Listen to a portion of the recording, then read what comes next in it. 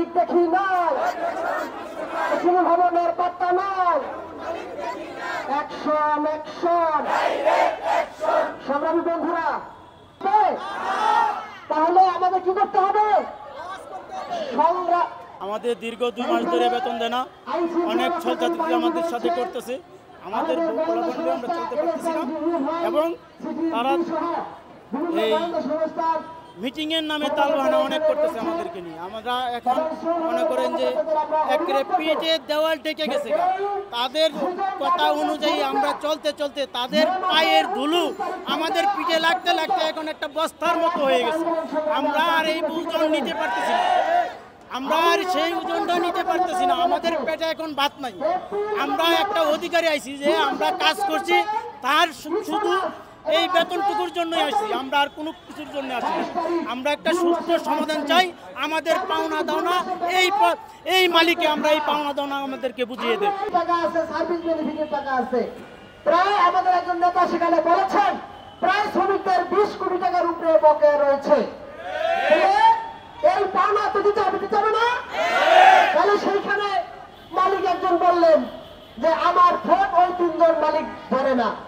কেন ধরে না সেটা উনি জানেন না। আমরা বললাম যে আপনি যে 25% শেয়ারে আছেন, আপনার সিদ্ধান্ত কি? ওই সিদ্ধান্ত উনি নিতে পারবে না।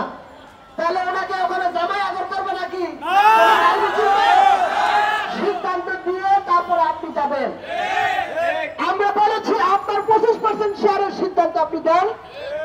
আপনি 25% শেয়ারের যেই পরিমাণ টাকা শ্রমিকরা বেতন পাবে ওইটা আপনি দেন, দিয়ে আপনি চলে যান। এটা আমরা ওনাকে বলেছি, কিন্তু ওটা উনি রাজি হন না। উনি রাজি হন না, উনি মায়া কান্না করতেছেন। ওনার মায়া কান্না আমাদের একজন নেতা বলেছে আপনি মায়া কান্না করে লাভ নাই। শ্রমিককে দিয়ে কাজ করাইছেন, শ্রমিককে দিয়ে শিপমেন্ট করে বিদেশে কাজ রপ্তানি করাইছেন। রপ্তানির টাকা কোন ব্যাংকে জমা রাখছেন এইটা আপনি তথ্য দেন। 9-6 কথায় কাজ হবে না। আপনার 2 মাস কি পয়সা ছিলেন? 2 মাস আপনারা প্রোডাকশন দিচ্ছেন না? প্রোডাকশন দিয়ে এই শিপমেন্ট যায় নাই? তাহলে এই টাকা কোথায় গেল? কোথায় গেল টাকা?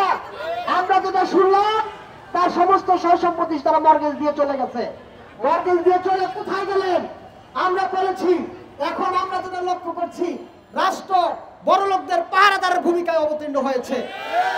এটা স্পষ্ট হচ্ছে, যতই দিন যাচ্ছে ততই স্পষ্ট হচ্ছে। আজকে আমরা যেটা লক্ষ্য করছি শ্রমিক শ্রেণী তার বকেয়া বেতনের জন্য, বোনাসের জন্য রাজপথে আন্দোলন সংগ্রাম করে, আর রাষ্ট্রীয় মদতে এই মালিকদেরকে বিদেশে পালানোর জন্য সুযোগ করে দেওয়া হচ্ছে।